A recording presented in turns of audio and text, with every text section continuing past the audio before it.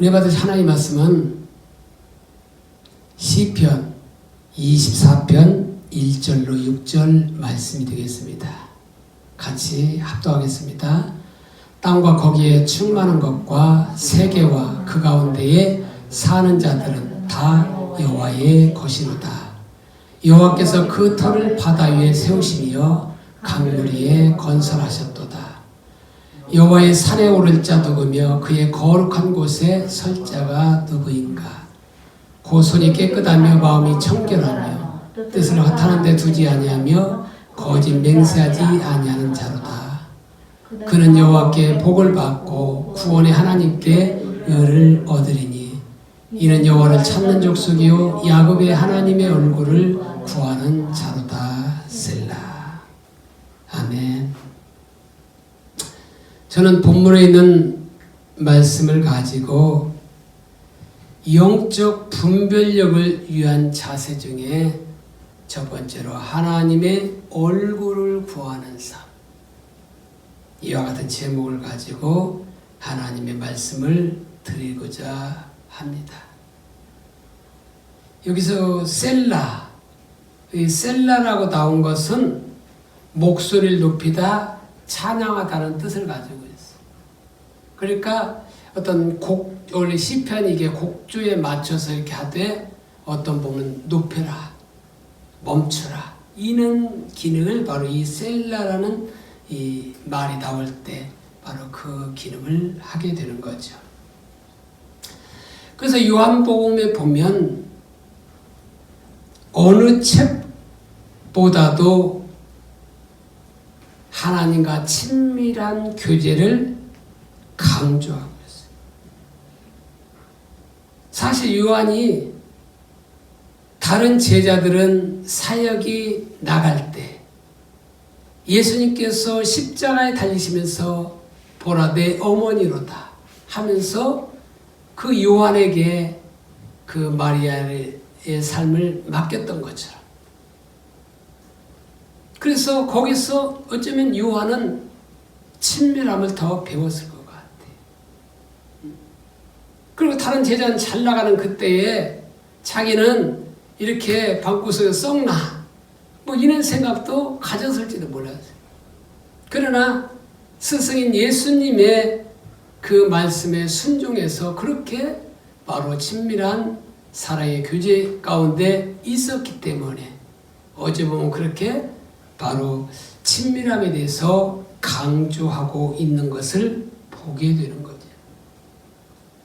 뿐만 아니라 요한복음은 친밀한 교제도 강조하지만 어느 책보다도 영적인 분별력을 강조하고 있다는 겁니다.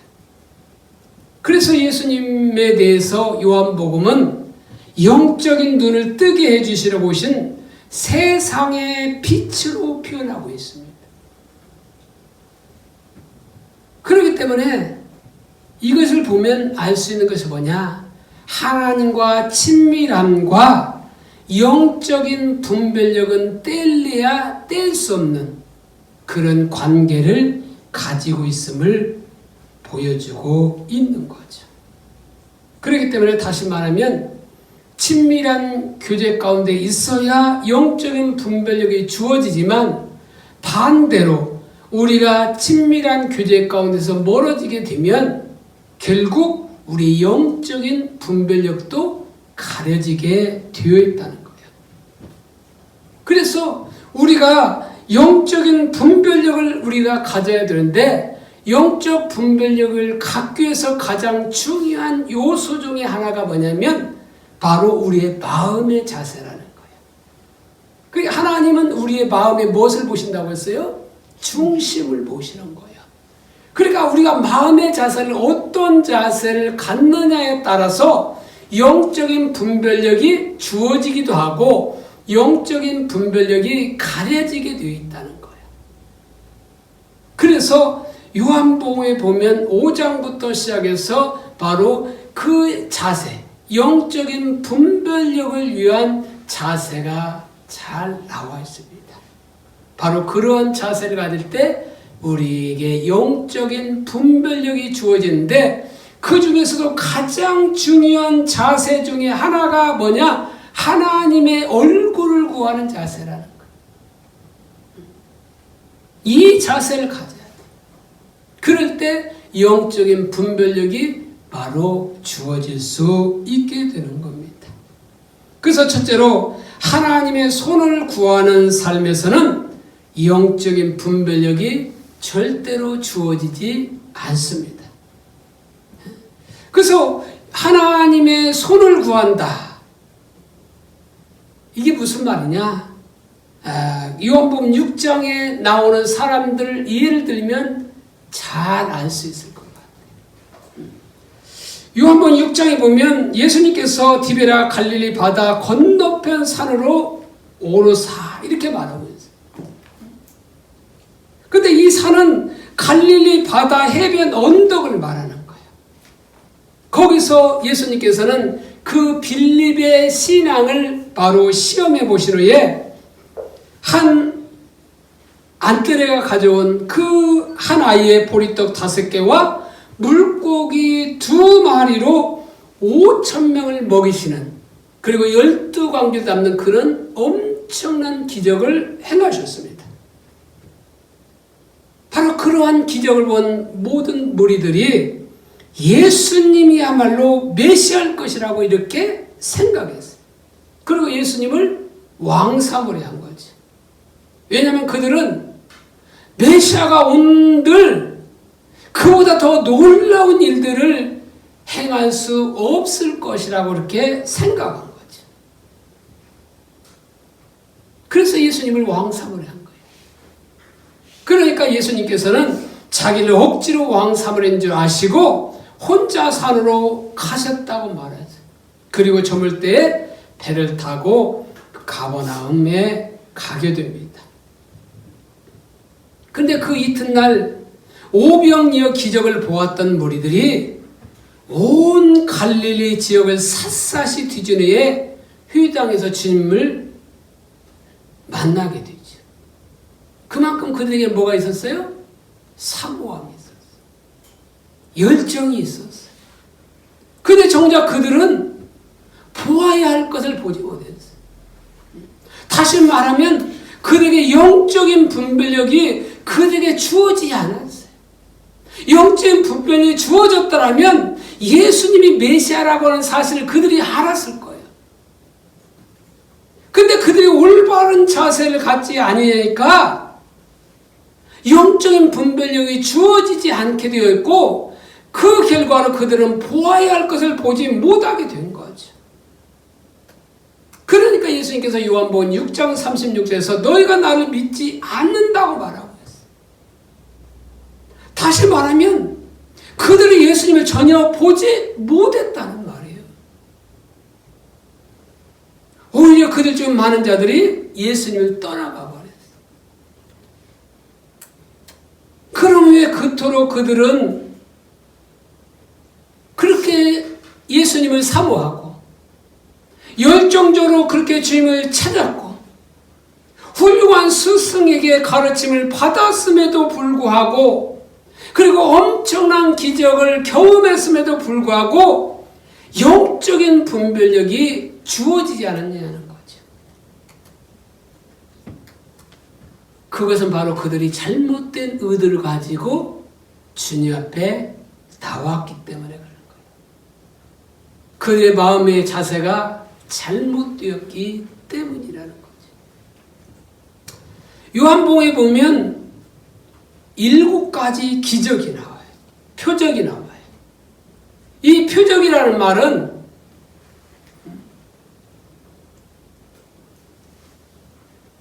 헬라어로 세메이온이야. 영어로는 사인. 이 뜻을 말하면 예고편이라든지 이정표, 화살표, 이것을 말하는 거. 그러니까 그 표적은 바로 화살표같이, 이정표와 같이 이분이 바로 누구라는 거예요? 메시아라는 거예요. 그것을 보여주는 거예요. 영화 보면 예고편에 나오잖아요.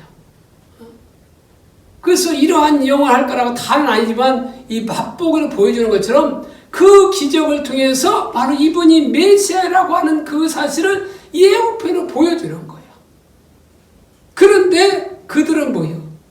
잘못된 동기를 가지고 잘못된 마음자세를 가져오니까 그 이정표를 보고도 이분이 메시아라고 하는 사실, 예수님이 메시아라고 하는 사실을 그들이 알지 못하는 거죠. 그저 이정표만 붙잡고 있는 거예요. 그래서 이 표적 세메이온이라고 하는 그것에 헬라의 문헌의 용법을 보면 그 페트라 주석에 이게 잘 나오게 돼요. 그래서 이 세 가지를 볼 수 있는데, 특정한 사람, 사물을 인식하는 표적이다. 그러니까 어떤 특정한 사람, 사물을 인식한 표적인데 이게 확증하고 증명한 표라는 거예요. 그 증거를 의미한다는 거예요. 또한 뭐요? 다가올 사건을 알리는 징조, 전조를 의미한다는 거예요. 세 번째로는 놀라움의 성격이 있을 때 이 단어는 기적의 표적을 의미하는데, 일반적으로 이 단어는 사물의 자연적 진행과는 모순되는 신 혹은 기적을 행하는 자가 행한 기적을 뜻하는 거예요. 그러니까 사람이 하는 일반적인 그런 역사가 아니라 바로 어떤 신이나 기적을 행한 자가 행한 그 기적을 뜻할 때 바로 이 세메이온이라는 단어를 썼다는 거죠. 그러면 신약 성경의 바로 의미, 신약 성경 의미는 복음서에나 사도행전에 나와 있는데, 거기에 세메이온은 어떤 사람을 알아볼 수 있는 표시, 사인이다. 예를 들어서 마태복음 26장 48절에 유다가 로마 군병에게 예수님을 넘겨줄 때 입맞춤을 하잖아요. 가룟 유다가.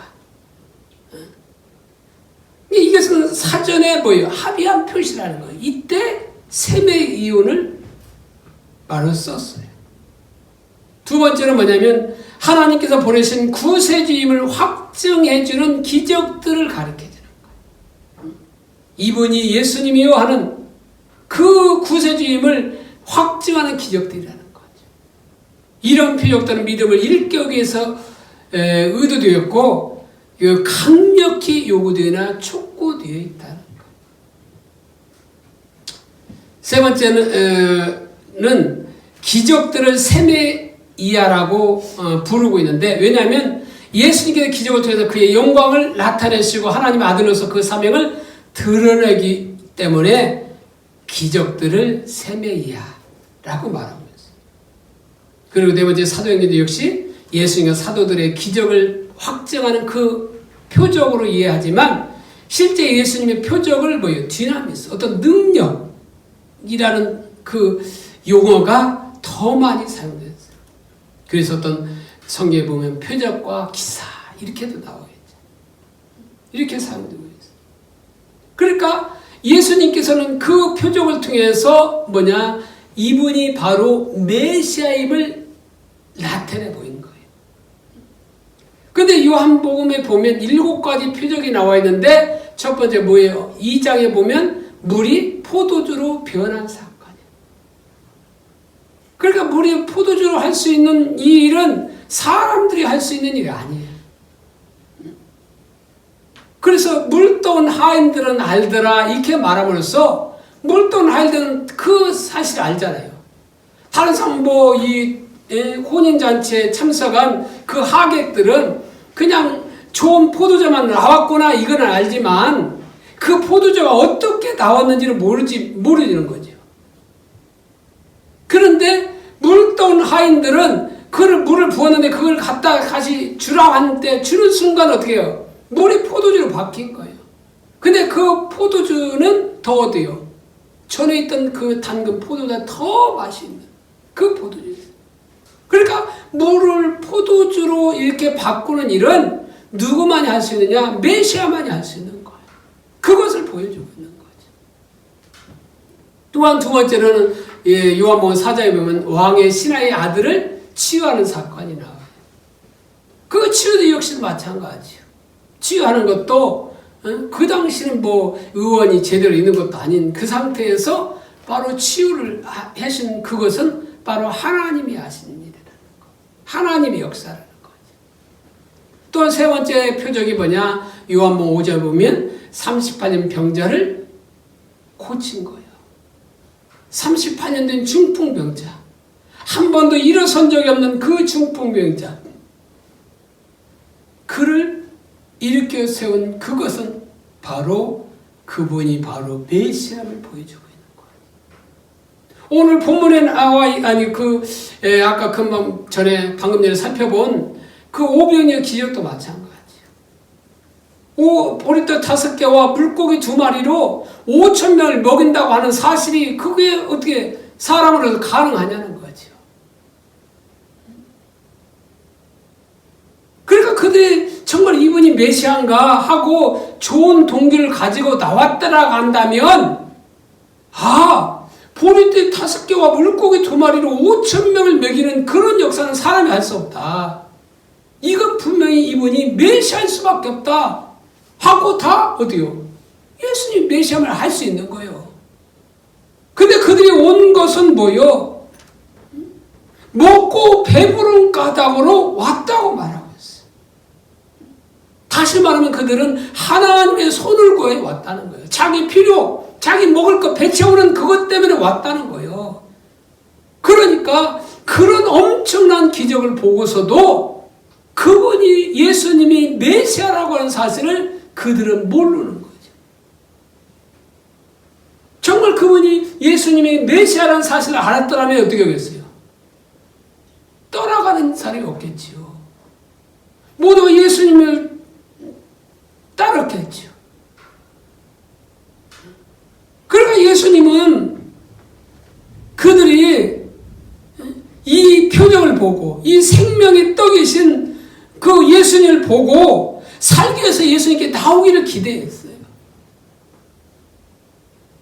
근데 그들이 잘못 동기를 가지고 오니까 기적 자체에만 관심을 가지고 주님 배 채울 때만 관심을 갖다고 하니까 이런 엄청난 기적을 보고도 그 기적을 행하신 예수님이 메시아라고 하는 사실을 그들이 알지 못한 거죠. 그러니까 우리가 좋은 동기를 가지고 나와야 돼. 하나님의 얼굴을 구해 나와야 돼. 또 5번째 표적이 뭐예요? 6장에 보면 바다 위를 걸으신 사건이요. 바다 위를 뭐 아무나 건나요? 근데 예수님이 걸으셨어요. 바로 그 사건을 보면서도 그것도 표적이죠. 또 요한복음 9장에 보면 날 때부터 행인된 맹인된 그 맹인을 고친 사건. 바로 그것도 뭐예요? 날 때부터 맹인이래요. 그러니까 오늘만 시신경이 다 죽은 상태에 있는 거죠. 그러니까 오늘날도 시신경이 죽으면 그걸 살릴 방법이 없어. 근데 그 당시에 날 때부터 한 번도 본 적이 없는 그를 눈을 뜨게 한 거예요. 또 7번째는 요한복음 11장에 죽은 나사로를 살리신 사건. 죽은 자를 살리는 건 아무나 할 수 있나요? 사람이 할 수 있나요? 못 하잖아요. 하나님만 하죠. 이런 표적을 통해서 예수님이 메시아임을 보여주는 이분이 바로 메시아요 하는 이정표, 화살표와 같은 역할을 하는 거죠. 그런데 요한복음 6장에 그 무리들은 자기 목적을 위해서 하나님의 도움을 구하여 나오는 사람들이었어요.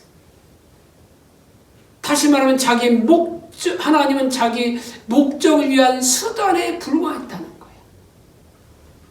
그러니까 그들이 아무리 사모하고 하나님의 놀라운 엄청난 기적을 체험했음에도 불구하고 훌륭한 스승에게 그들이 사흘간 굶어가면서 그렇게 배울 정도로 배웠음에도 불구하고 그들에게는 잘못된 의도를 가지고 하나님의 손을 구하여 주님 옆에 나온 결과로 말미암아 영적인 분별력이 주어지지 않았다는 겁니다.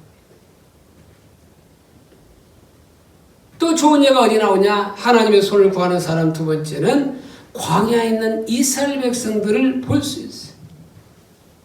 그래서 신명기 29장 2절로 4절에 보면 모세가 온 이스라엘 소집하고 그들에게 이르되 여호와께서 애굽 땅에서 너희의 목전에 바로와 그의 모든 신하와 그의 온 땅에 행한 모든 일을 너희가 보았나니 곧 큰 시험과 이적과 큰 기사를 내 눈으로 보았느니라. 그러나 깨닫는 마음과 보는 눈과 듣는 귀는 오늘 여호와께서 너에게 주지 아니하셨느니라. 여기 보면 이스라엘 백성들이 그 애굽에서 어떤 기적을 체험했어요? 10가지 그 기적을 체험했잖아요. 그 전무후무한 기적들이요.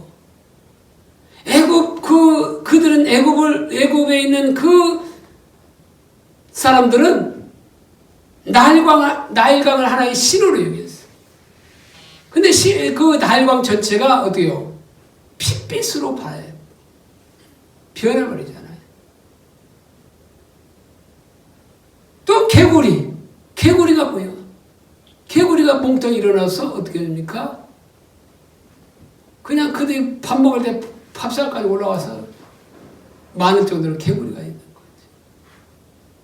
또한 이해장, 파래장, 악질, 독창, 우바, 메뚜기, 또한 장자가 죽는 이런 10가지 재앙 엄청난 그런 기적을 체험하고도 그들은 어떻게 됐어요?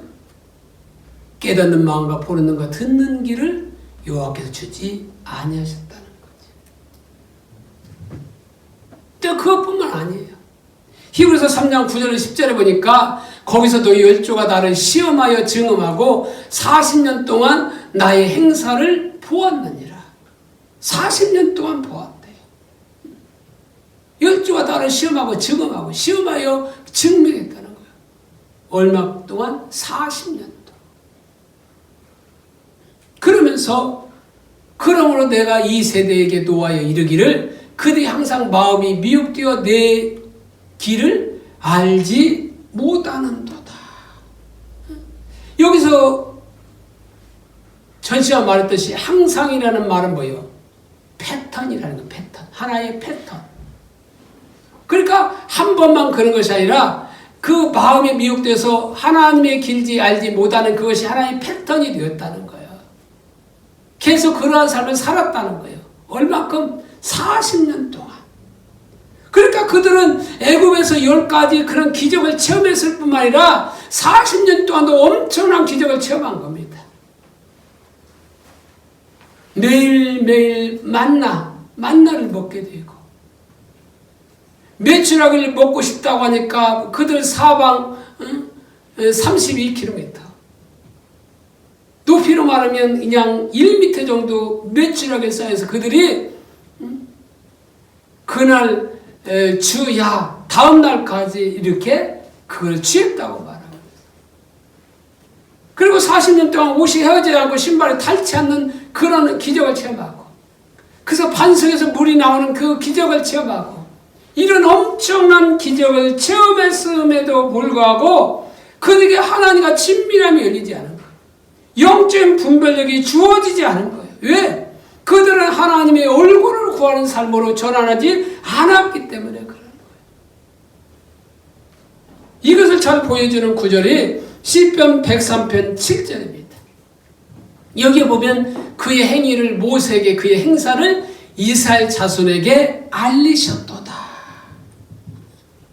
여기 보면 그 우리말에는 이 행위, 행사 이렇게 잘 표시가 안 나오는데 영어로 보면 그 행위가 뭐예요? way로 이렇게 기록되어 있어요. 그러니까 그의 길은 하나님의 길은 누구한테 보여줬다는 거예요? 모세에게 보여줬다는 거예요. 근데 그의 행사, 그 행사라고 하는 건 뭐예요? 그 하나님의 기적의 역사를 말하는 거예요. 그 기적의 역사는 이스라엘 자손에게 알리셨다 이렇게 말하고 있어요. 이게 알리셨다 이 말은 그 히브리 말은 야다야.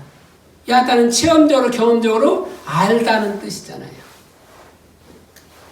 그러니까 그들은 이 모세는 하나님의 길을 경험으로 알았고 또한 이스라엘 백성들은 그 기적의 역사를 그 체험으로 이렇게 알게 된 거죠. 근데 왜 똑같은 환경, 똑같은 상황, 똑같은 장소에 있으면서도 모세에게는 하나님의 길을 보이시고 이스라엘 백성들에게는 하나님의 기적의 역사만 보였냐는 거예요. 그것만 구하니까. 모세는 하나님의 길을 구했고 이스라엘 백성들은 문제 있을 때마다 그 문제 해결에만 초점이 있었잖아요. 그래서 엄청난 기적을 체험했을지는 모르지만 그들에게 영적인 분별력은 주어지지 않은 겁니다.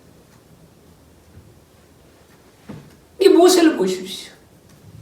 주역이 33장 13절에 보니까 내가 참으로 주의 목전에 은총을 이루어 싸우면 원하건대 주의 길을 내게 보이사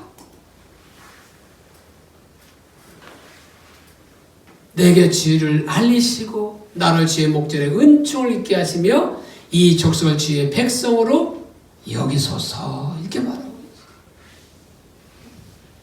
이 백을 보면 출애굽기 32장에서 모세가 시내산에 들어간 지 온 40일이 되어가도 모세가 내려오지 않는 거예요. 그러니까 이스라엘 백성들은 모세를 절대적인 지도자로 알고 천적으로 의지한 백성들이잖아요. 그러니까 아론에게 우리를 애굽 땅에서 인도하는 사람은 어찌 되었는지 알지 못하겠다. 우리를 위하여 인도할 신을 만들라고 말하고 있잖아요. 그러니까 그들을 애굽 땅에서 인도하신 분은 바로 여호와 하나님인데 그들의 보기에는 눈에 보이는 하나님은 보이지 않고 그들을 인도한 자는 모세라고 생각한 거예요. 그러니까 그런 모세가 40일 동안 시내산 올라가더만 아무런 소식이 없으니까 어쩌면 죽었다고 생각했는지 모르겠죠. 그러니까 우리를 위하여 인도할 신을 만들라 이렇게 말하는 거죠. 그래서 금송아지 만들어 놓고 춤을 추고 있잖아요. 이 춤은 그냥 일반적 단순한 춤이 아니라 이방인들이 제사하고 나면 그런 추는 춤들을 말하는 거. 그것을 보고 모세가 내려와서 돌판을 깨트려 버리잖아요. 근데 문제는 뭐냐?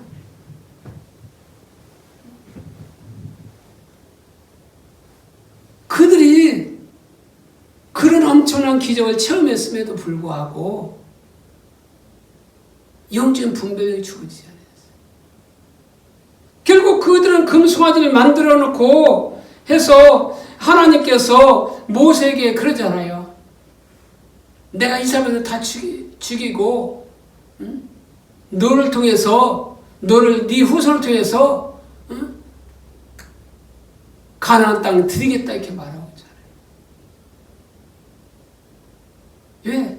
이스라엘 백성의 언약을 파괴했기 때문에 그런 거예요. 그러니까 모세가 여기서 강조하는 게 뭐예요? 모세가 이들은 주의 백성입니다. 주의 백성입니다.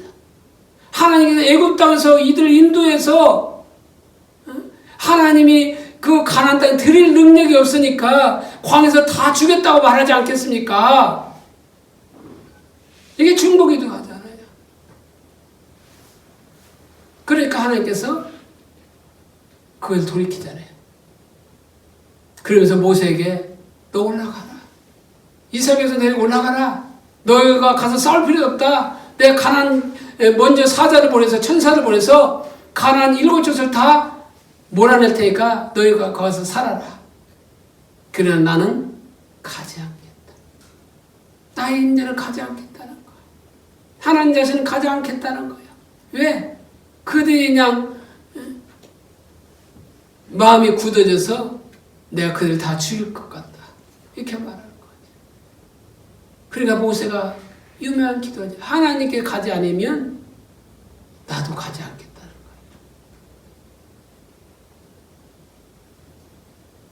그러면서 그가 진이 오염됐으니까 진 밖에 진을 치고 그걸 해막이라 하고 거기서 하나님을 찾고 친구와 대면한 같이 이야기했다고 말하면서 그 과정 속에서 모세는 주의 길을 내게 보이사 주를 알려달라고 하는 거죠. 그래서 이스라엘 백성 모세 기도를 통해서 결국 그 몰살 당할 수도 있었는데 살리잖아요. 한 사람의 그 중보 기도가 얼마나 소중함을 보여주고 있는 거죠. 그러니까 이스라엘 백성들은 엄청난 기적을 처음 했어요. 왜? 그것을 구했기 때문에 그런 기적을 하나님께 행하신 거예요. 문제는 뭐냐? 문제는 시편 106편 15절에 보니까 그러므로 여호와께서는 그들이 요구한 것을 그들에게 주셨을지라도 그들의 영혼은 쇠약하게 하셨도다. 그러니까 결국 육적인 것만을 구하면 하나님의 손을 구하면 영혼은 쇠약하게 되어 있다는 거예요. 영적 분별력은 가려지게 되어 있다는 거예요. 여기 쇠약이라고 하는 단어는 그 히브리어로 라존이라는 말, 라존. 야유게 하다, 황폐해지다, 이런 뜻을 가져는 나자에서 나온 말인데, 우리가 아무리 하나님을 사모하고 기도를 많이 하고 기적을 경험해도 하나님의 얼굴을 구하는 삶으로 전환하지 않으면 우리는 영적인 분별력이 절대로 열리지 않게 되어 있다. 바꿔 말하면 하나님의 손을 구하는 기도에서는, 다시 말하면 자기 필요를 위해서 구하는 기도에서는 절대로 영적인 분별력이 주어지지 않는 거예요. 왜? 그것은 하나님을 수단 삼는 행위이기 때문에 그런 거예요. 두 번째로 하나님의 얼굴을 구할 때 영적인 분별력이 주어지게 되어 있어요. 하나님의 얼굴을 구한다는 말은 하나님의 손을 구한다는 말에 대주적으로 사용되고 있는 거죠. 그러니까 하나님의 손을 구한다는 말은 자신의 목적, 자신의 목표를 위해서 하나님의 도움이나 능력 같은 하나님의 손길을 구하는 거예요. 다시 말하면 하나님의 수단된 삶을 사는 거예요. 자기 목적을 위한 수단에 불과한 거죠. 오늘 대부분의 성도가 그렇지 않습니까? 자기 목적을 위한 수단에 불과해요, 하나님은.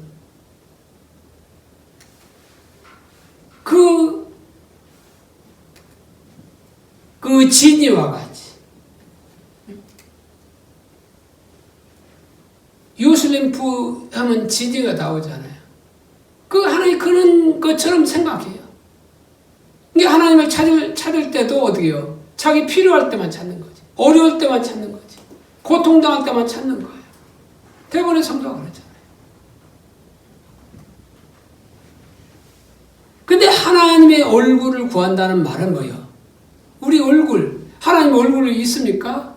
사실은 없잖아요. 왜? 하나님이 영이시 때문에 얼굴을 보일 수 있는 분이 아니에요. 이게 얼굴이라면 우리가 증명사진이 보였잖아요. 이 사람 대표할 때 뭐예요?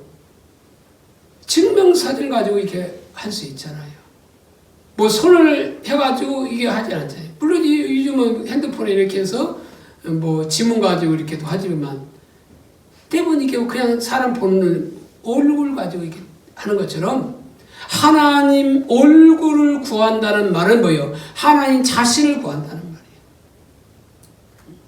그래서 하나님 더 알기를 원하고 하나님 더 사랑하기를 구하는 그 자리에 있는 거죠.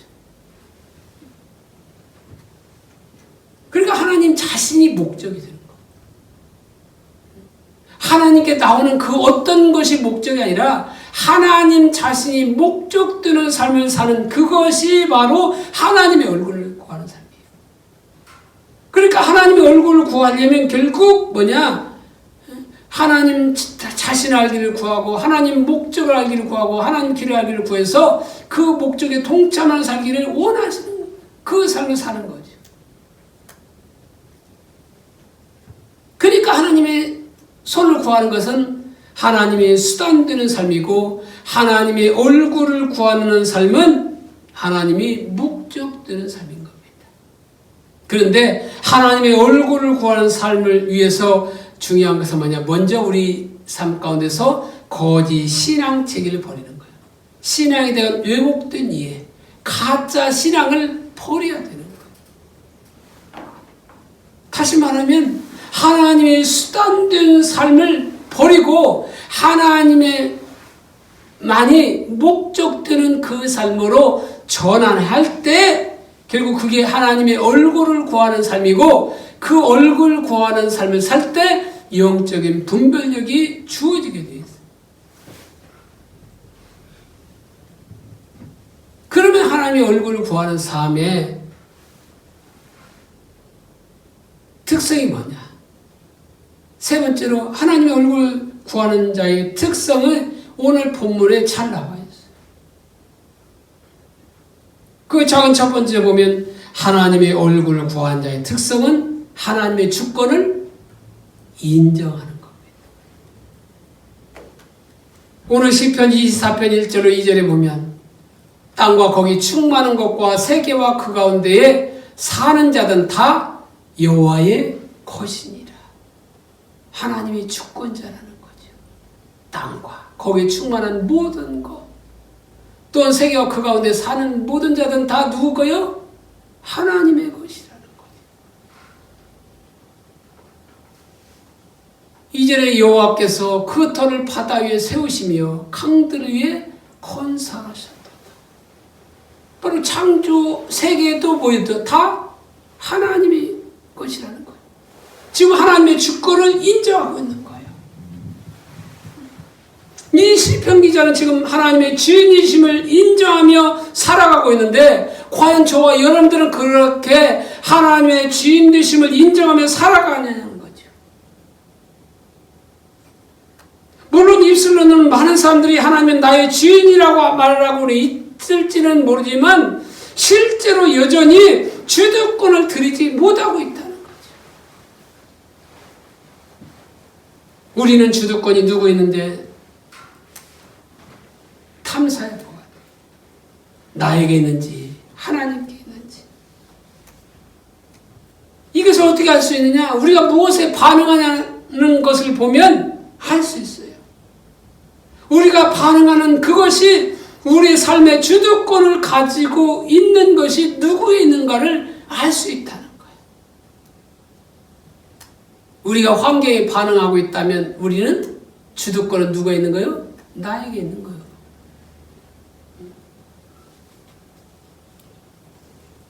그러니까 우리는 뭐에 힘이 빠집니까? 힘이 나고 무엇에 힘이 빠집니까?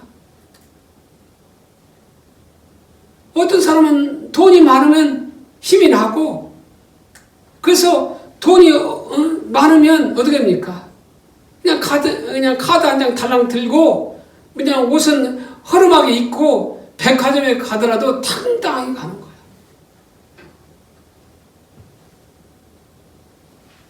근데 돈이 없으면 어떻게 해요? 돈이 없으면 그 가도 아무리 옷을 좋은 걸 가더라도 어떻게 해요? 다른 애 나를 붙잡고 살아갈까봐 좀 쭈뼛쭈뼛하는 거죠. 나 사모님이 그랬다고 하잖아요. 하루는 성전에 앉아있는데 힘이 쑥 빠지라는 거예요. 그러니까 하나님께서 비춰주신 거죠. 그걸 보니까 뭐냐? 자기 이게 지갑에 돈 한 2, 3천 원밖에 없으니까 그것 때문에 힘이 빠진 그걸 비춰주는 거예요. 그것을 보고 회개하고 내가 하나님이 입술로는 힘이라고 말하면서 내가 돈이 힘이 되었습니다. 하고 그 뒤로는 어디에요? 돈 때문에 힘이 빠지고 그런 일이 없었다고. 그러니까 그 전에는 자기가 주도권을 가지니까 입술은 하나님이 힘이지만, 힘이라고 고백했지만 돈이 힘이 되었던 거지. 어떤 사람은 자식이 때문에, 자식이 잘 되니까 힘이 올라가고 자식이 잘못된 행동을 가니까 힘이 빠져요. 이것도 예전이 뭐예요? 주도권이 누가 해요? 자기가 가지는 거예요. 하나님을 신뢰하지 못한 거죠. 하나님이 하나님의 때에 자녀들을 변화시키고 남편을 변화시킬 것이라고 하는 사실을 신뢰하지 못하고 자기가 주도권을 갖다 보니까 그것의 환경에 매여서 힘이 나기도 하고 힘이 빠지는 그런 결과를 가지고 있다면 여전히 주도권은 뭐예요? 자기가 가지고 있는 거예요. 저와 여러분들은 살펴보십시오. 무엇 때문에 내가 염려하고 무엇 때문에 낙심하는지, 그리고 무엇이 우리를 기쁘게 하고 무엇이 우리를 슬프게 하고 무엇이 우리를 좌절케 하는 건지, 그리고 내가 자주 반응하는 그것이 나도 모르게 바로 주도권을 넘긴 거라는 거예요. 그것이 배우자일 수도 있고 그것이 자녀일 수도 있고 그것이 돈일 수도 있고, 그리고 그걸 위해서 기도하죠. 그리고 그것이 변화됐는지 이렇게 보다가 약간 변화의 조짐이 있으면 기쁘지만 변화의 조짐이 없으면 낙심하는 거예요. 여전히 주도권이 자기예요. 그 증거가 뭐냐? 낙심이에요. 하나님께 드린 자는 전능하신 하나님이기 때문에 분명히 당신의 때에 변하실 것을 이루실 것을 신뢰하고 주님께만 반응하는 거죠. 그런데 주도권을 드리지 못하면, 잘 될 것 같으면 기분이 좋고 기쁘고, 그러나 아무런 변화가 될 것 같지 않으면 낙심하고 좌절하고 원망하고 불평하는 그 자리에 가는 그것은 바로 자기가 주도권을 가지고 있는 거예요. 하나님은 전능하신 하나님이잖아요. 전능하신 하나님이라고 하는 것은 명함 내밀기 위해서 전능하신 하나님이라고 말한 것이 아니잖아요. 모든 것을 해결할 수 있는 능력이라는 거죠. 자녀를 변화시킬 수 있는 능력은 하나님께 있는 거예요. 근데 오늘 당장도 변화시킬 수 있지만 하나님은 하나님의 때에 변화시키는 거예요. 그러니까 우리가 하나님을 신뢰한다면 하나님은 분명히 살아계시고 내 기도에 반드시 응답해 주실 하나님이라면, 바로 주도권을 하나님께 드렸다면 그 하나님을 신뢰하고 어디요? 자녀를 맡기고 남편을 맡기고 아내를 맡기고 모든 환경을 주님께 맡기면 신뢰하고 나가는 거예요. 환경에 반응하지 않고 그 하나님을 신뢰하며 나가는 자리에 있어야 된다는 거죠. 마태복음 6장 24절로 34절에 보면 한 사람이 두 재를 섬기지 못할 거라고 말하고 있어요. 그러면서 하나님과 재물을 섬기지 못할 거라는 거예요. 두 가지가 같이 공존하지 못할 거라는 거예요. 하나님이 주인이 되든지 재물, 만몬신이 주인이 되든지 선택하라는 거예요. 근데 어떻게 돼요? 그러면서 말하기를 뭐랍니까? 목숨을 위해서 무엇을 먹을까, 무엇을 마실까, 무엇을 입을까 염려하지 마라. 이건 다 누가 구하는 거예요? 이방인들이 구하는 것이다.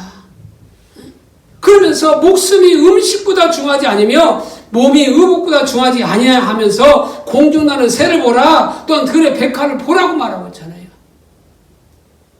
공중나는 새가 심지도 않고 거두지 않고 창고에 모아들이지 않잖아요. 그러나 바로 그것을, 바로 공중나는 새를 기르시는 분이 누구냐? 바로 하나님 아버지라는 거죠.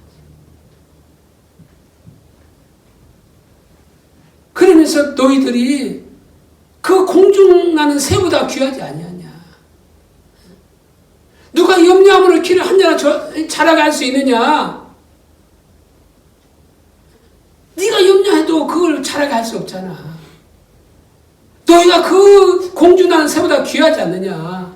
공주 나는 새도 하나님 기르신데 너희를 먹이고 너희를 마시고 너희를 입게 하지 않겠느냐. 이렇게 말하고 있는 거잖아요.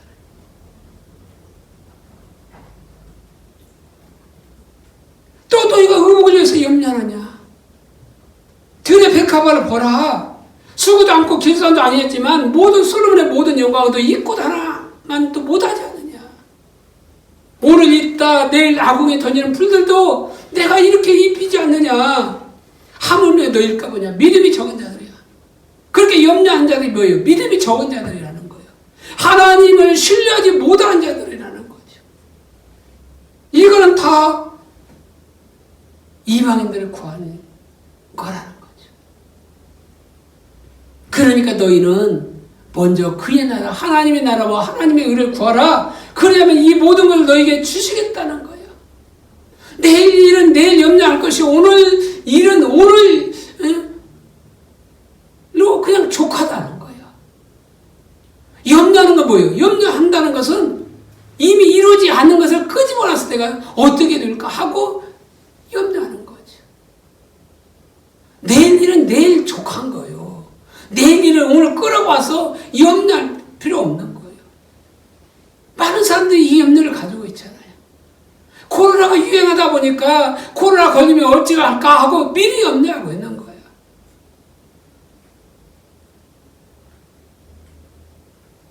코로나 걸리면 그때 주의하는 것이고, 물론 내 자신이 우리들이 조심해야 할 건 조심해야죠. 근데 걸리지 않은데 미리 그냥 염려해서 그냥 무서워하고 하는 이것은 하나님을 신뢰하지 못하는 거라. 그러니까 하나님의 얼굴을 구하는 삶은 염려 근심에 있는 거 아니에요. 염려 근심하는 건 결국 주도권이 자기에 있기 때문에 염려하고 있는 거예요. 그러니까 두 주인을 섬기면 어떻게 해요? 그거를 영어에 보면 킹제임스 버전에 보면 더블 포커스라고 말하고 있어요. 더블 포커스가 되면 뭐예요? 초점 흔해서 잘 보이지 않는 거예요. 한 주인만 섬길 때 초점이 바로 보이게 돼요. 하나님만 섬길 때 초점이 바로 보이게 되죠. 단초점.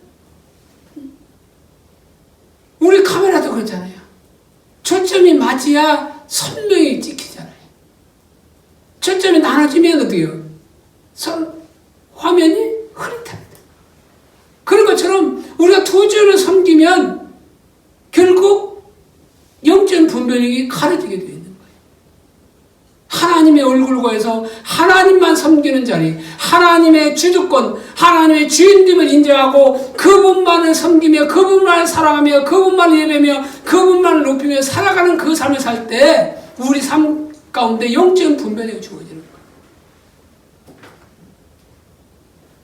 그러나 그것이 나눠져서 내가 또 주도권을 가지게 되면 어떻게 해요? 초점이 나눠지는 거예요. 거기서는 아무런 분별력이 주어지지 않는 겁니다. 여러분은 무엇에 반응합니까? 내 인생의 주도권을 잡도록 우리는 놓아서는 안 돼요.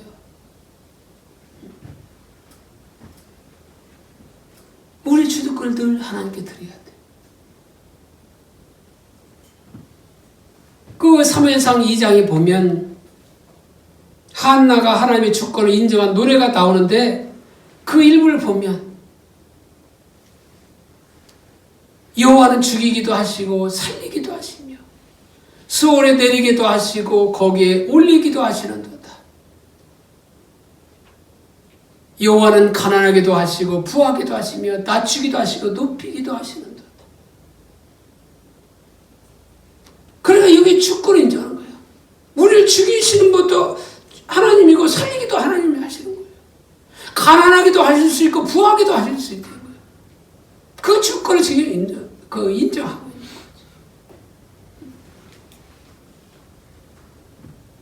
그러니까 우리가 삶 속에서 모든 주권이 하나님께 있음을 인정한다면 우리가 감사할 수 있는 거예요. 얼굴을 구하는 자들은 그런 어떤 상황 가운데서도 하나님의 주권을 인정하는 거예요. 작은 두 번째로 하나님의 얼굴을 구하는 자의 특성은 하나님과의 친밀함을 구하여 나간다는 거예요.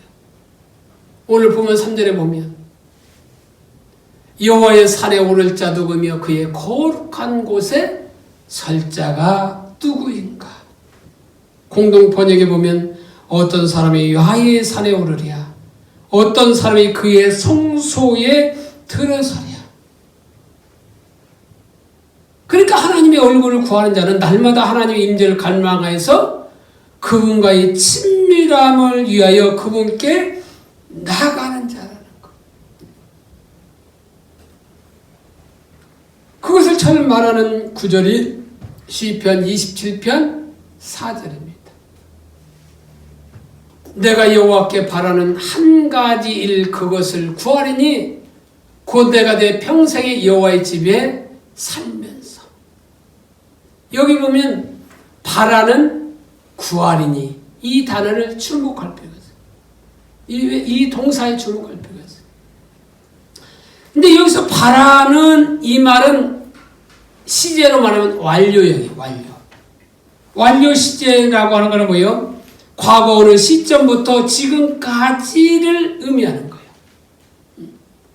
그러니까 다윗은 과거 그 한 가지, 여기 강조점이 뭐냐면 한 가지 일이 강조점이에요.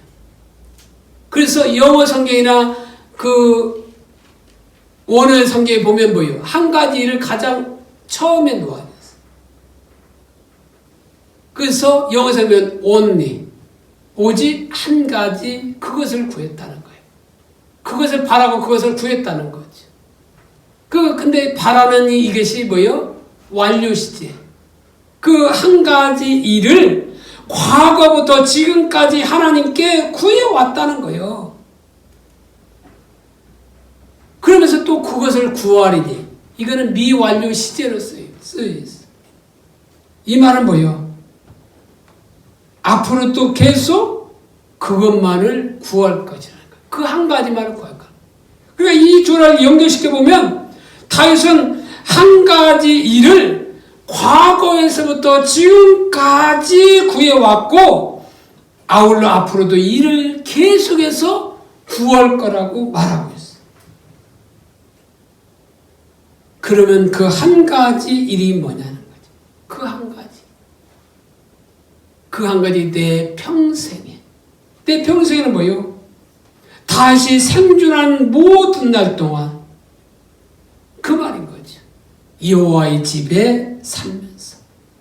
여호와의 집은 뭐예요? 그 성소에 거하기를 소원했다는 말이에요. 이것은 바로 영적으로 하나님과 친밀한 교제를 하겠다는 소원이 거기에 담겨져 있는 거지. 그러면서 여기 보면 여호와의 집에 살면서 뭐 하겠다는 거예요?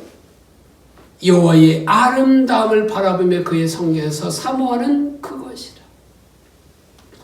여기서 여호와의 아름다움 이게 나오는데 원어에 보면 노함이라고 해서 선함, 매력, 아름다움 중 사랑스러움으로 이렇게 번역되는데 학자들마다 조금씩 달리 말하고 있어요.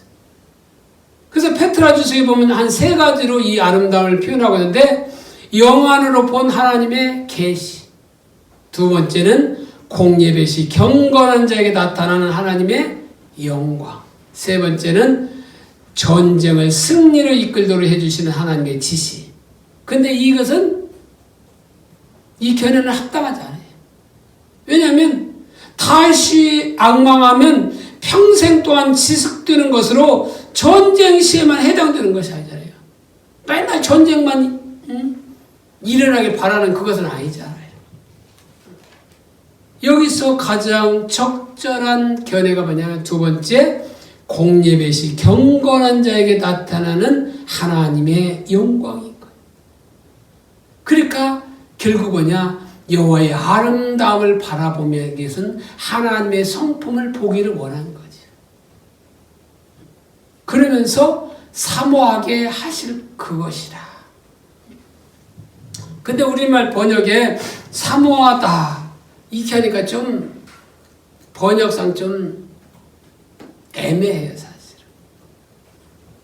이 사모하다는 원어로 박하는데 조사하다, 숙고하다.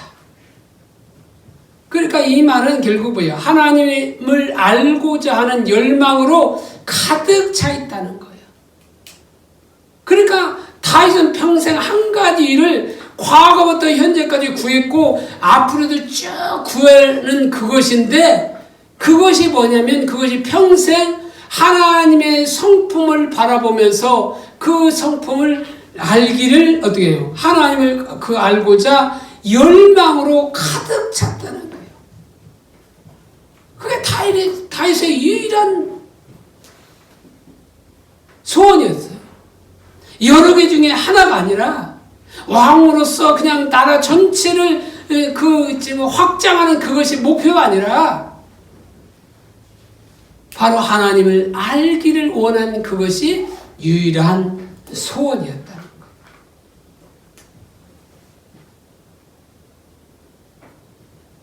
그러니까 다윗이 하나님 마음에 합한 자가 될 수 있었던 이유도 거기에 있는 거죠.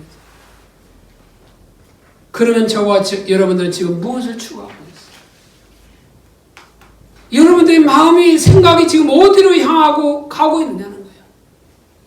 하나님 알기를 열망하고 사랑하기를 열망하는 목마름이 우리 가운데 있느냐는 거예요. 있지 않다고 한다면 우리는 하나님의 얼굴을 구하는 삶을 살지 않고, 있지 않다고 한다면 하나님 나에게 사슴이 시냇물을 찾기에 갈급한 같이 내 영혼이 그렇게 하나님을 갈망하고 다윗과 같이 모세와 같이 더 하나님을 알기를 열망하는 그 마음을 우리에게 부어달라고 그것을 기도할 필요가 있어요. 그 삶을 우리가 살아야 돼. 작은 세 번째로 하나님의 얼굴을 구한 자의 특성은 하나님만 기쁘게 하기를 열망해야 된다는 거. 오늘 사전에 보면 고 손이 깨끗하며 마음을 청결하며 뜻을 허탄한 데 두지 아니하며 거짓 맹세하지 아니하는 자로다. 여기 보면 손이 깨끗하며 마음이 청결하며, 사실 오늘날 우리 사이의 모습뿐만 아니라 우리의 모습들을 보면 손이 깨끗하지 않아요. 그걸 매스컴 통해서 날마다 볼 수 있잖아요, 사실은. 그리고 거짓이 난무한 시대에 살고 있어요. 왜 이런 결과가 오느냐? 모두 자기 이익을 취하고 자기만 기쁘게 하려고 하기 때문에 그런 거예요. 자기만 기쁘면 사기치고 거짓말하고 도둑질하고 그런 것이 아무런 죄책감이 없는 거죠. 자기 중심적인 삶을 살고 있는 거죠. 시편 53편을 보면 인류의 타락을 한마디로 보여 각기 제 길로 갔다고 말하고 있어요.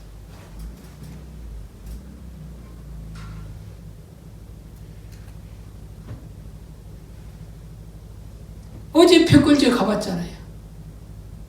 거기에 나온 말이 뭐예요? 어제 나만을 사랑한다고. 이 말이 왜 자기 중심적인 거죠? 자기만을 사랑하면 뭐예요? 다른 사람 피해를 주든 아니든 자기만 잘 먹고 잘 살면 되는 거예요. 다른 사람 죽든지 살든지. 근데 성경에 보면 이사야 시대나 에레미야 시대나 예수 당시나 보면 다 자기 중심으로 가면 뭐냐?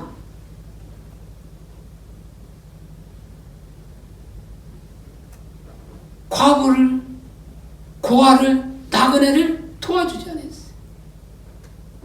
오히려 가난한 자를 멸시하고 가난한 자를 등치고 살았어요. 이웃을 남몰라 했다는 거죠. 이게 자기중심적인 삶의 열매들인 거죠.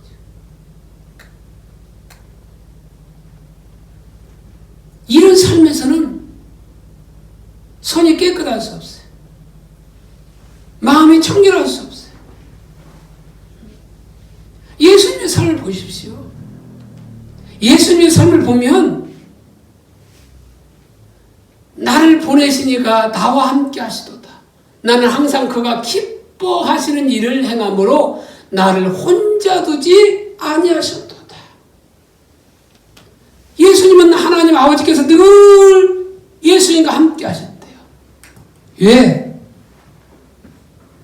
항상 예수님이 기뻐하시는, 하나님이 기뻐하시는 일을 하셨기 때문에 하나님이 함께 하셨다는 거예요. 친밀한 교제 가운데 있었다는 거예요.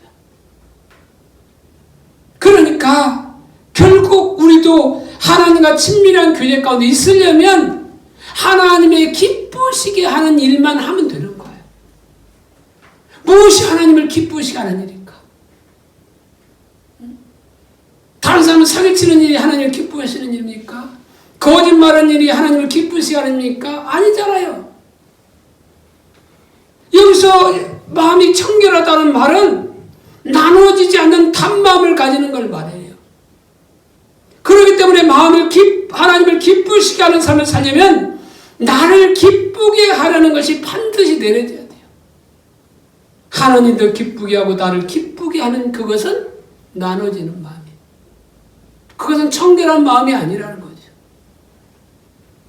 그러니까 우리는 단마음으로 오직 하나님만 기쁘시게 하는 삶을 살아야 돼요. 하나님도 기쁘게 하고 나도 기쁘게 하고. 고단수 기복신앙이 그거잖아요. 하나님도 영광 받고 나도 조금 영광 받고. 하나님도 기쁘게 하고 나도 조금 기쁘고. 근데 내가 조금 들어가면 그것은 하나님께 영광 돌린 것이 아니라 뭐요? 자기가 영광 받는 거고 자기가 기쁨을 취하는 것이지 하나님께 기쁨이 되는 그런 삶을 사는 것이 아니라는 거죠. 자, 근데 먼저 하나님의 얼굴을 구하는 자의 특성은 하나님의 뜻만 이루어지기를 열망하는 것. 오늘 사전에 계속해서 뜻을 허탄한 데 두지 아니하며. 그러니까 예수님의 삶을 보면 요한복음 4장 34절에 예수께서 이르시되 나의 양식은 나를 보내신 이의 뜻을 행하며 그의 일을 온전히 이루는 이것이니라. 그러니까 예수님은 하나님의 뜻을 이루는 그것을 뭐예요? 양식 삼은 거예요. 생명으로 여겼다는 거예요. 그러니까 하나님의 뜻만 이루어지는 바로 그것이 열망이었음을 보여주고 있는 거죠. 뜻을 허탄한 데 두지 않은 거죠. 다른 곳에 두지 않은 거죠. 요한복음 6장 38절에도 내가 하늘에서 내려온 것은 내 뜻을 행하려 함이 아니요 나를 보내신 이의 뜻을 행하려 함이니라. 예수님이 오신 것은 자기 이름을 내려고 오신 것이 아니라 아버지 하나님의 뜻을 이루려고 내려오셨다고 말하고 있어요.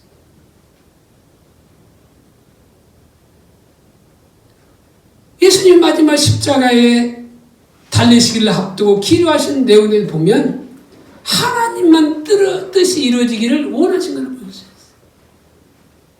누가복음 22장 42절에 보면 아버지여 만일 아버지의 뜻이거든 이 잔을 내게서 옮기시옵소서. 그러나 내 원대로 마시고 아버지 원대로 되기를 원하나이다. 예수님의 인간적인 생각으로서는 이 잔을 옮겨주었으면 좋겠어. 내 목적대로 살았으면 좋겠어. 근데 예수님은 하나님의 그 말씀, 하나님의 뜻을 양식 삼았다고 하잖아요. 그러니까 그것이 내 육신적으로는 이 잔을 내게 옮기는 것이 좋을지는 모르지만 내 뜻대로 마시고 아버지 뜻대로 하시옵소서. 아버지 뜻이 내가 십자가에서 달려 죽으시는 것이 아버지 뜻이라면 내가 기꺼이 달게 받겠습니다. 내가 이 십자가를 피하지 않겠습니다. 그것이 들어있는 거잖아요. 그리고 그 뜻을 이루기 위해서 기꺼이 십자가에 달려 죽으신 겁니다. 예수님이 12영이 되는 그 천사를 동원해서라도 노마군들 다 죽이고 십자가 내려오실 수도 있어요. 왜? 천사 하나가 아수르 군대 18만 명의 그 모든 군사를 다 죽이잖아요. 그럼 12영이 되는 천사면 그들을 뭐 싹쓸이라도 남는 거지. 그럼에도 불구하고 아버지 뜻이 이루어지는 것이 예수님의 목적이기 때문에 얼마든지 십자가 내려올 수 있지만 십자가에 기꺼이 지는 그런 삶을 살게 된 거죠. 그러면 어떻게 하나님의 뜻을 이룰 수 있나요?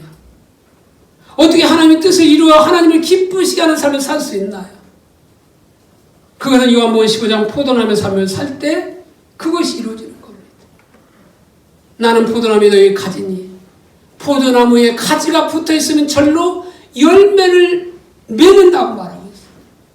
가지가 노력해서 열매를 맺는 것이 아니라 가지의 할 일은 그저 포도나무에 붙어 있기만 하면 타바크가 뭐예요? 붙어 있단 말이 타바크인데 착 달라붙다는 거예요. 가지는 탁 포도나무 대신 예수께 탁 달라붙기만 하면 그 열매를 맺기는 건 나무가 하는 거예요. 마찬가지로 가지된 우리들이 포도나무 대신 예수님과 친밀한 교제 가운데 있으면 하나님께서 우리가 무엇을 해야 할지 말씀하시고 거기에 우리가 동역자의 삶을 살게 되면 그 일이 이루어지게 되겠다는 거예요.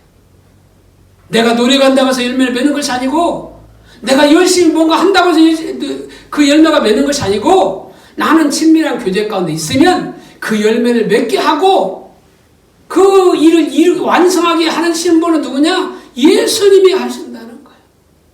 그게 정확히 포도나무 삶이라는 거예요. 그러니까 우리 할 일은 뭐예요? 하나님의 행하심을 보고 우리의 삶을 조정해서 믿음으로 동참하는 일이에요. 그러면 그 일은 누가 이루시요? 하나님께서 이루시는 거예요. 그러니까 하나님의 뜻을 이루려면 우리가 정확하게 포도나무의 삶을 우리가 살아야 된다는 거예요. 우리만 그렇게 살라고 말씀하신 게 아니라 성경에 나와 있는 인물들이 그렇게 살았어요. 노아가 그렇게 살았고 모세가 그렇게 살았고 엘리야가 그렇게 살았고 기드온이 그렇게 살았어요. 그리고 기독교의 2000년 역사 속에 많은 믿음의 선배들이 이와 같이 포도나무의 삶을 살았어요. 이것이 바로 하나님을 기쁘시게 하는 삶이에요. 작은 다섯 번째로 하나님의 얼굴을 구하는 삶의 특성이 뭐냐? 하나님의 방법대로 사는 삶이에요. 오늘 본문 4절 계속해서 거짓 맹세하지 아니하는 자로다. 거짓 맹세하는 자는 자기 방법대로 살아가는 삶이에요. 아모스 7장 7절 8절 많이 아는 구절이잖아요. 거기에 보면 또 내게 보이신 것이 이러하니라. 다림질을 가지고 쌓은 담 곁에 주께서 손에 다림질을 잡고 서셨더니. 다림질은 잘 알잖아요. 전에 그림으로도 보여줬고 이게 벽돌을 쌓을 때 이렇게 수직으로 이게 잘 맞았는지 이들이 보여주는 게 다림질이에요. 근데 지금 아모스 선지자에게 담곁은 이스라엘 백성들 말하고 있는데 하나님이 그 담곁에서 지금 이스라엘 백성들이 하나님의 기준 가운데 세워졌는지 안 세워졌는지 지금 보고 있다는 거죠. 그래서 8절에 여호와께서 내게 이르시되 아모스야 내가 무엇을 보내냐. 그러니까 아모스가 뭐라고요? 내가 대답하되 다림질이니이다. 그러면서 주께서 이르시되 내가 다림질을 내 백성 이스라엘 가운데 두고 다시는 용서하지 아니하리니.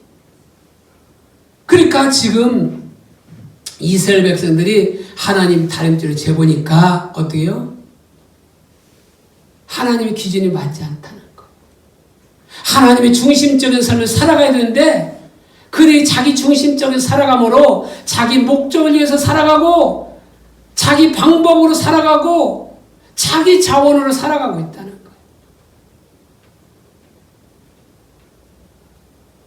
그러니까 결국 거짓 맹세하는 결과를 가져오는 거지. 하나님이 기쁨이 되기를 원합니다. 입술은 그렇게 말했을지 모르지만 가짜 신앙을 가지고 있으니까 뭐요? 자기 기쁨을 위해서 사는 거죠. 자기 방법을 위해서 살아가고 있는 거죠. 신명기 32장 16절도 마찬가지. 거기 보면 곧 내가 오늘 내게 명령하여 내 하나님 여호와를 사랑하고 그 모든 길로 행하며 그의 명령과 규례와 법들을 지키라 하는 것이라. 그리하면 내가 생존하며 번성할 것이요 또 내 하나님 여호와께서 내가 가서 차지할 땅에서 내게 복을 주실 것이니로다.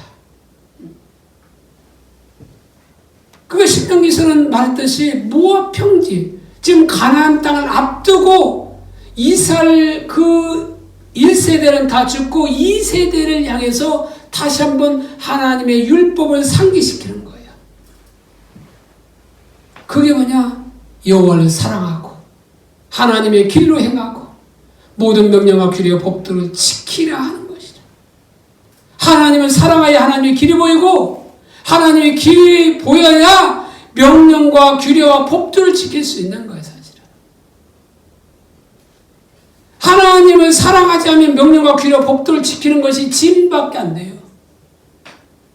여러분 신앙생활 하기 쉬웠습니까? 어렵습니까?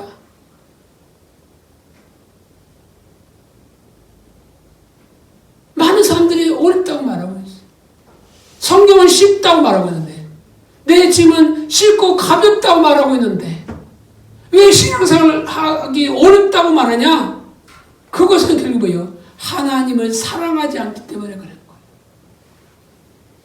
물론 그들은 입술로 사랑하지 않는다고 말하지 않아요. 다 오늘 주일예배 나오는 사람을 붙잡고 당신 하나님을 사랑합니까? 사랑하지 않습니까? 다 사랑한다고 말하고 있어요. 근데 그 사랑한다고 하는 그것이 뭐냐? 내가 의식을 잘 지키기 때문에 사랑한다고 말하고 있는 거죠.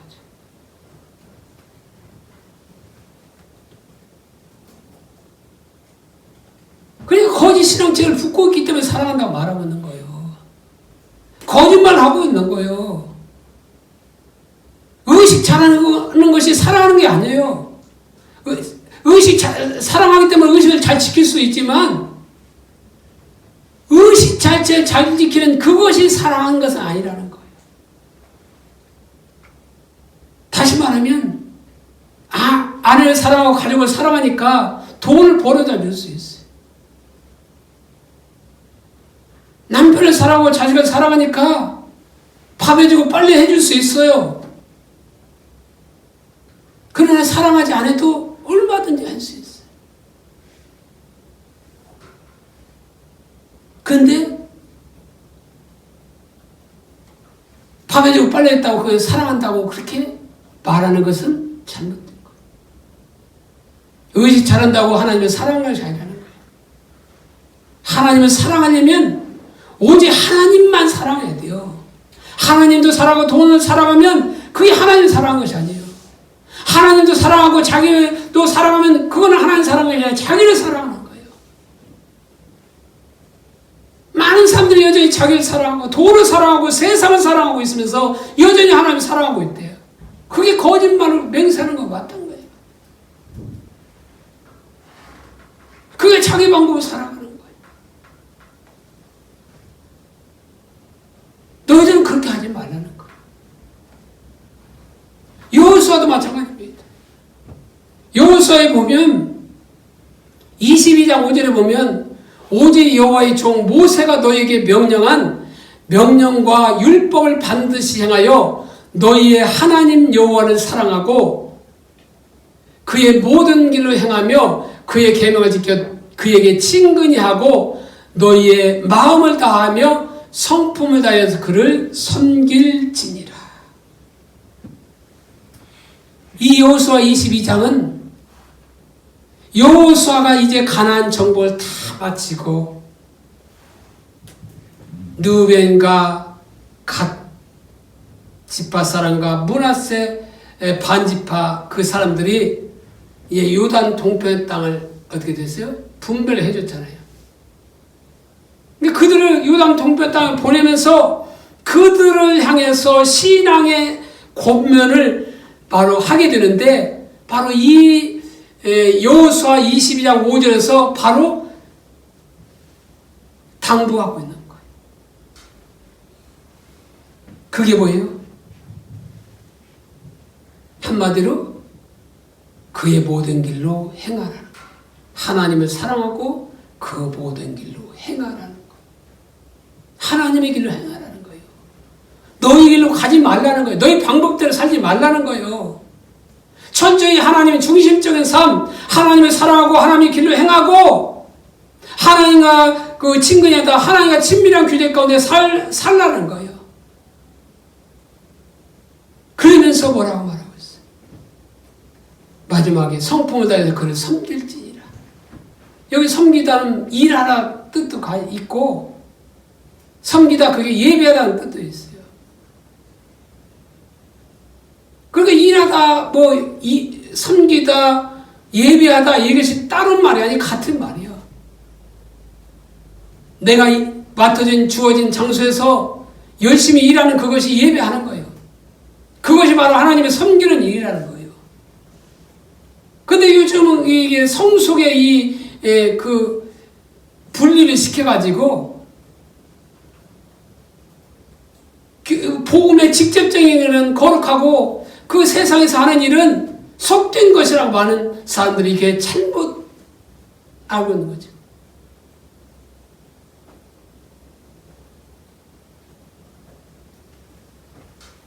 예. 플라톤적 이데올로기, 그런 가치관이 팽배했기 때문에. 우리는 이 세상 할 때 예수님께서 오셔서 십자가 달리시고 부활하신 것은 우리 인간만을 위해서, 구원을 위해서만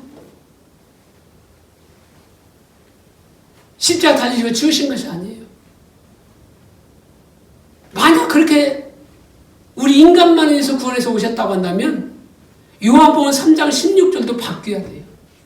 하나님이 세상을 이처럼 사랑하사, 하나님이 세상을 이처럼 사랑하사가 아니라 하나님이 모든 영혼들을 이처럼 사랑하사 독생자를 주셨으니 이렇게 말해야 맞아요.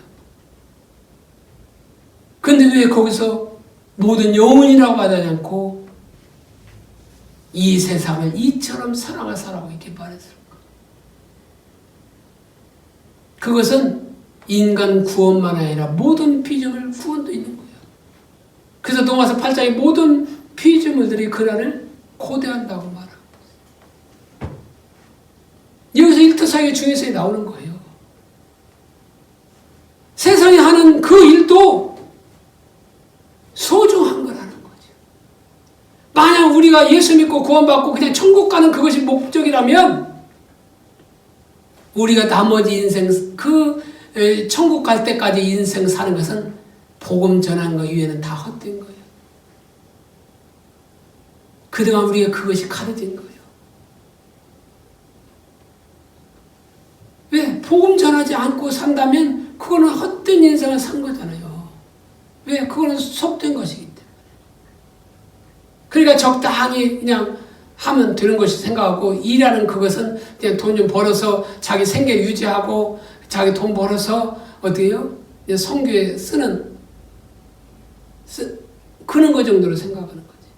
아니요. 우리 한 사람 한 사람이 문화를 구속하는 그런 삶을 살아야 돼요. 그 직장이 선교사가 되어서 그 직장을 기독교적인 가치관으로 바뀌는 그런 삶을 살아야 되는 거죠.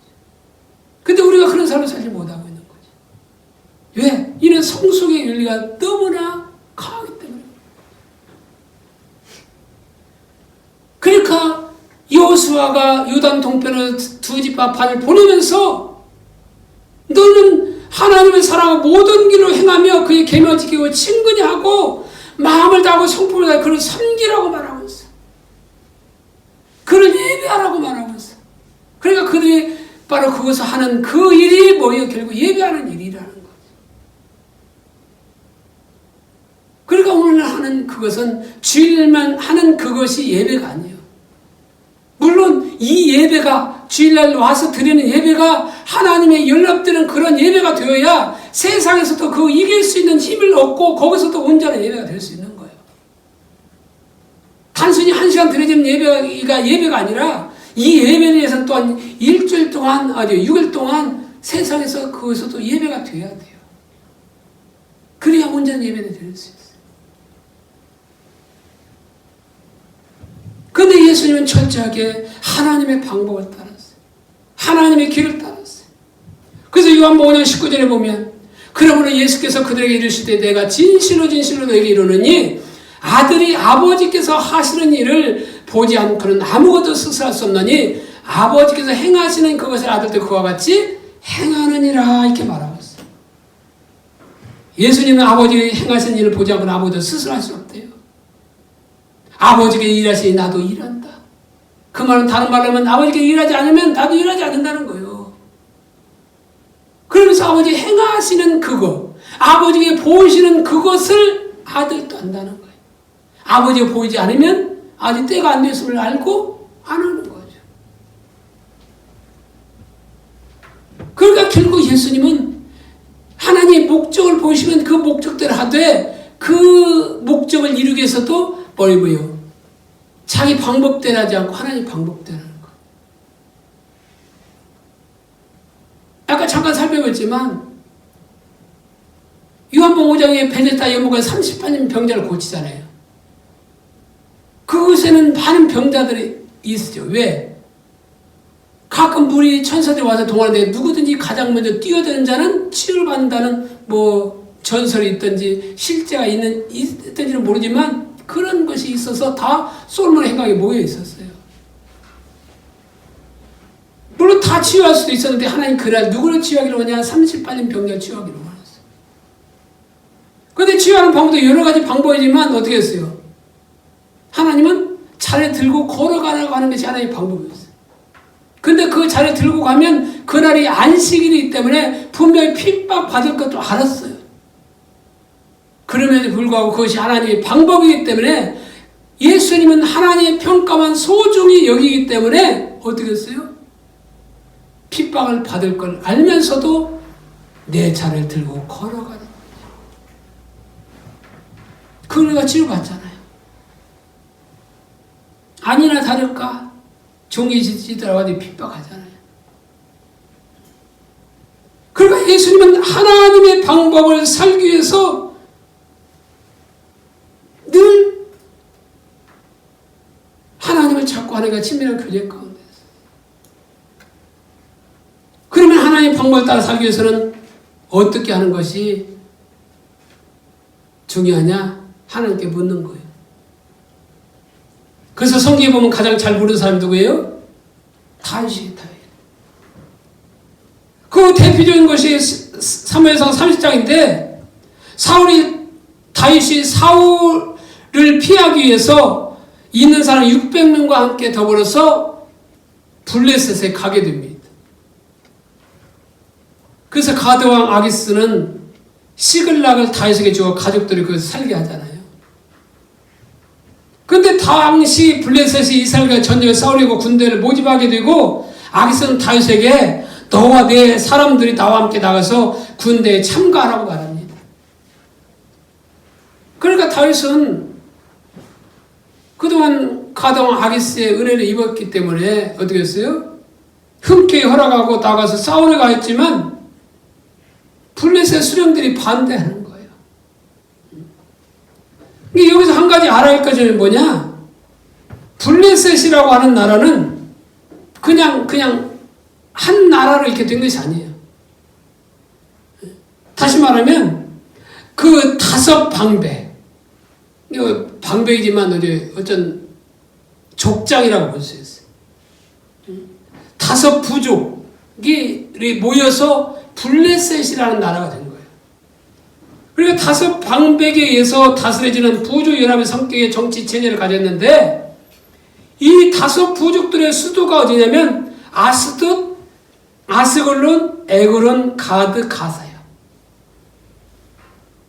바로 이곳의 그 최고 지도자들이 누구예요? 방백. 성경엔 방백이라고 했어요. 이 족장이라도 볼 수 있어요. 부족국가니까. 지구 지도자들이에요. 그들이 집결지를 어디에 두었냐면 아벡에게 이게 정해놓고 각 부족의 군사들을 총 집결한 거예요.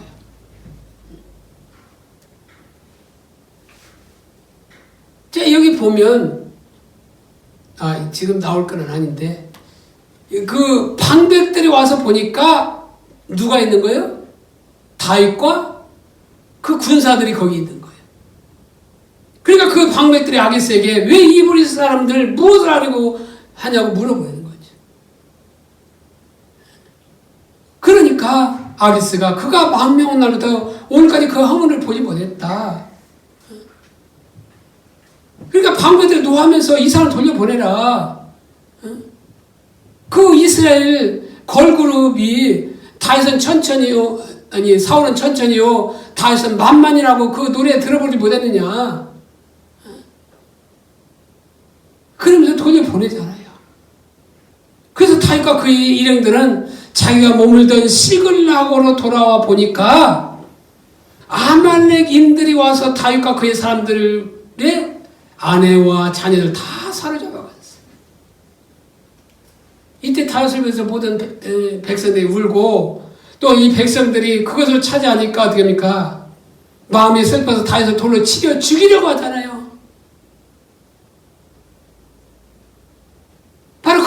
바로 자기 죽을 처지에 있는 그런 상황 가운데서 또 다윗은 어떻게 해요? 하나님께 묻잖아요. 하나님께 갈까요? 말까요? 그러니까 하나님께 뭐라고 말해요? 가라고 말하고 있죠. 그래서 결국 다 뺏어오잖아요. 결국 이래서 다윗이 잘 물었기 때문에 하나님 마음에 합한 자라고 사도행전 13장 22절에 말하고 있는 거예요. 근데 이러한 다윗도 하나님께 묻지 않아서 낭패를 당한 적이 있어요. 그것이 뭐냐, 하나님의 교회를 다윗성으로 가져오려고 할 때 나답의 집에 사람을 보내잖아요. 이게 참고로 이 하나님의 그 법계 이동 경로를 보면 지금 아벡에서 어째입니까? 블레셋과 이게 전쟁이 일어나잖아요. 전쟁이 일어나게 초반에 하다 보니까 이게 지니까 그들이 어떻게 돼요? 장로들이 이게 꾀를 내는 거죠. 법계를 가져오면 우리가 이길 거라고 생각하죠. 그래서 실로에서 법계를 가져오라 하잖아요. 그러니까 가나안 때는 법계 실로에서 보면 실로는 어디에 있어요? 좀 예루살렘 그 이쪽으로 이게 있잖아요. 그것이 이제 서쪽 지중해 방향으로 가다 보면 에베네세라고 한 그곳. 그게 아벡 전투가 거기서 일어나니까. 거기로 갔다가 거기서 어떻게 됐어요? 그들은 승리할 거라고 이게 함성을 쳤지만 블레셋한테 지게 되고 법궤도 빼앗겨서 어디로 가게 돼요? 그것이 아스돈에 갔어요.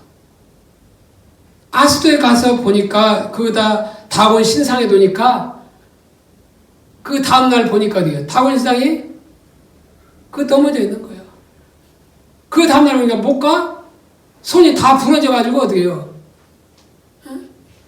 부러져가지고 있는 거예요. 그래서 그것이 하나님께 온 건지 하고 어디로 해요? 카드를 보내는 거예요. 그 카드도 그 소리를 들었겠죠. 그러니까 우리 원치 않다니까 또 어디로 보내요? 에그너로 보내요. 우리를 죽이려 한다 하니까 그래서 결국 그거를 쓰레 방금 난 이 송아지를 난 소에 암소에 어미소에 그거를 매가지고 보내잖아요. 베스메스로 보내는 거. 그 베스메스로 보내니까 그것을 그 베스메스 사람들이 그걸 들여다본 거예요. 그게 들여다보니까 그때 그걸 잘 죽게 되었어요. 그러니까 기리안 여아린 사람 보고 그걸 가져가라. 그래서 기안 여아린 사람들이 그것을 아비나답의 집에 놓고 20년 동안 아비나답의 집에 있었어요. 이게 법계 이동 경로예요. 근데 다윗이 다윗성을 세워놓고 그 아비나답의 집에 보내서 그 법궤를 가져오려고 하는 거죠. 근데 법궤를 가져온 사람들이 하나님의 궤를 세술에 싣고 아비나답의 집에서 나올 때 그 다윗과 이스라엘 온 무리가 되어 하나님께 힘을 다해서 뛰놀며 노래하며 수금과 비파와 소고와 재금과 나팔로 연주하는 거예요. 얼마나 기뻤으면 합니까? 왜 그걸 하나님이 기쁘게 하려고 그렇게 한 거죠, 사실은. 근데 나곤의 타작마당에 이르렀을 때, 근데 여기 보면 사무엘하 6장 6절에 보면 나곤이라고 나와 있고 나곤의 타작마당이라고 나와 있고 역대상 13장 9절에 보면 기돈의 타작마당이라고 나와 있어요.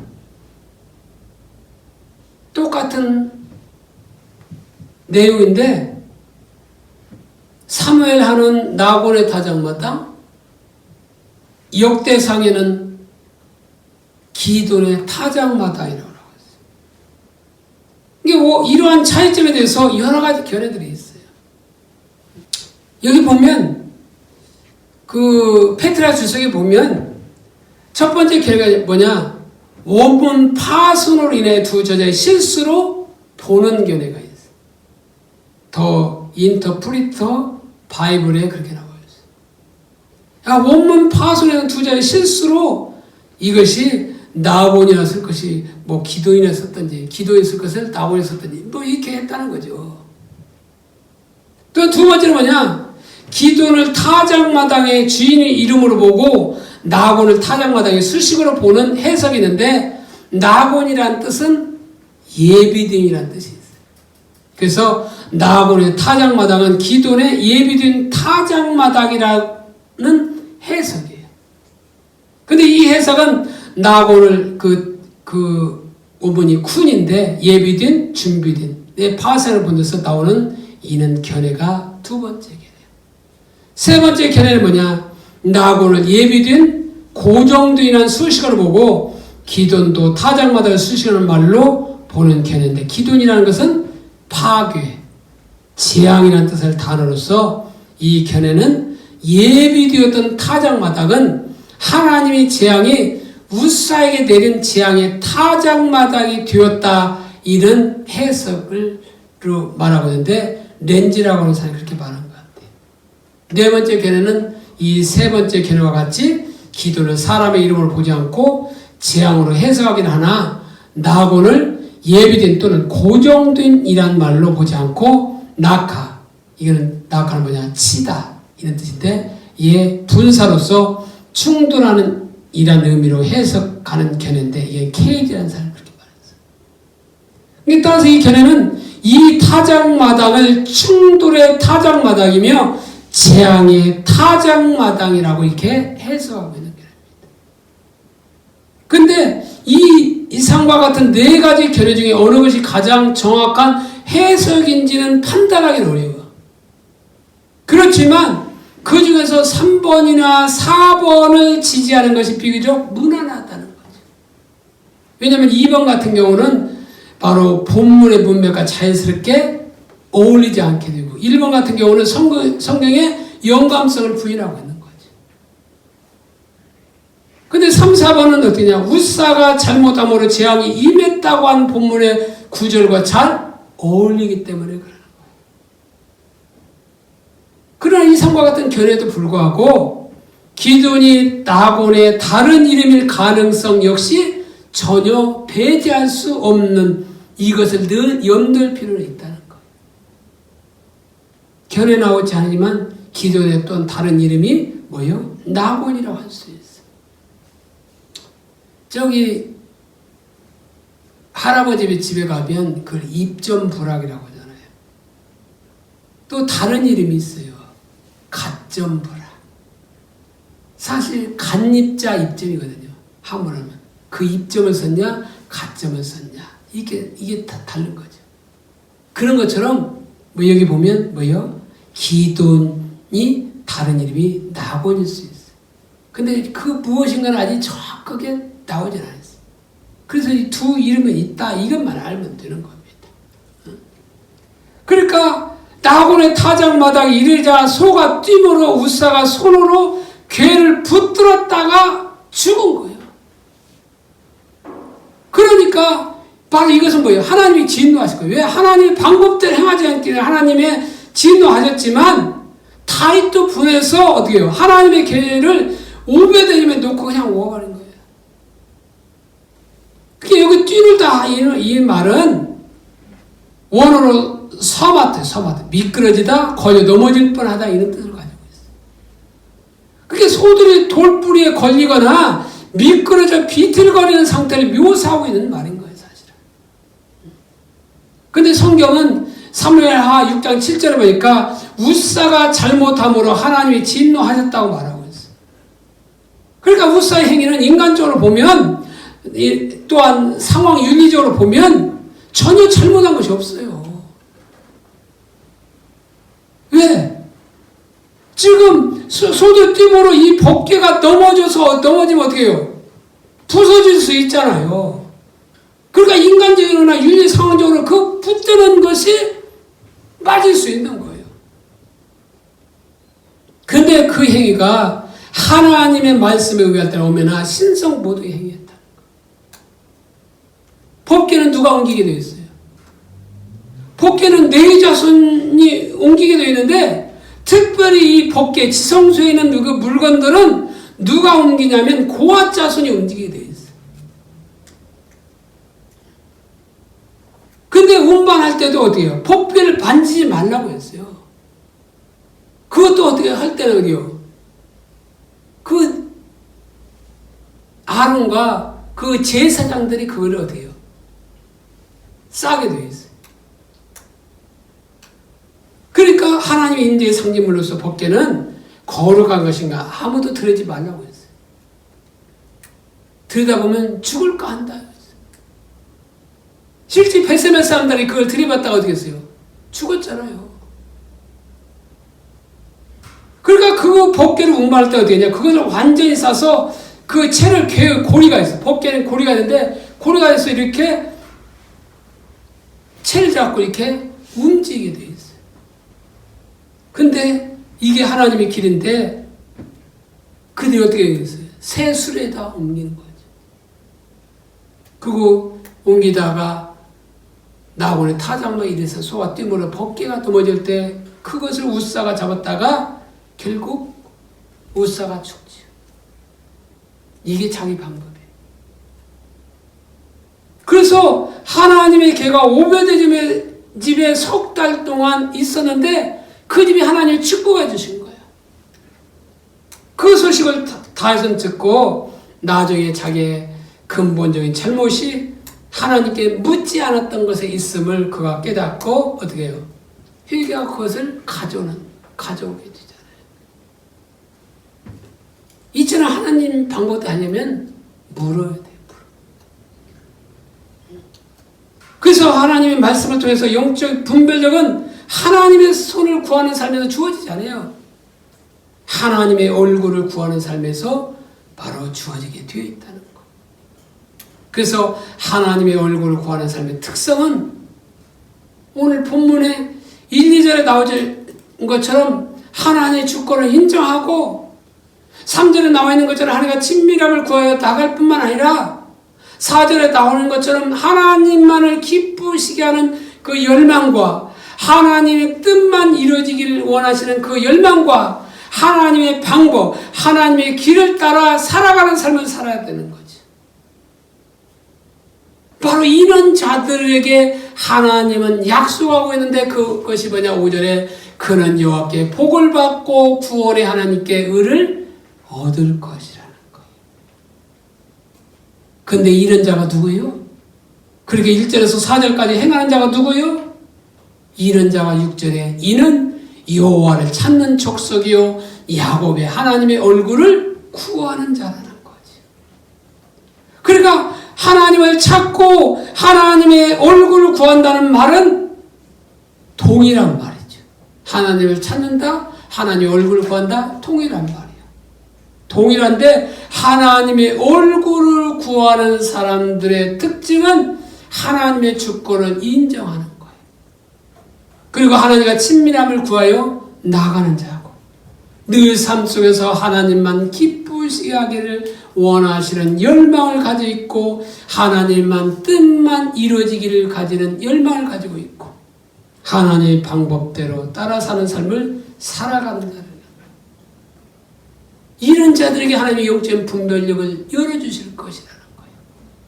저와 여러분들의 오늘 말씀을 통해서 우리가 하나님의 얼굴을 구하는 삶에 대해서 확실히 알고, 정말로 우리의 삶 가운데 하나님의 얼굴을 구하는 삶을 살아감으로 영적인 분별력이 주어져서 정말 하나님 기뻐하시는 그런 삶을 살게 되시기를 예수님의 이름으로 축복합니다. 기도하겠습니다.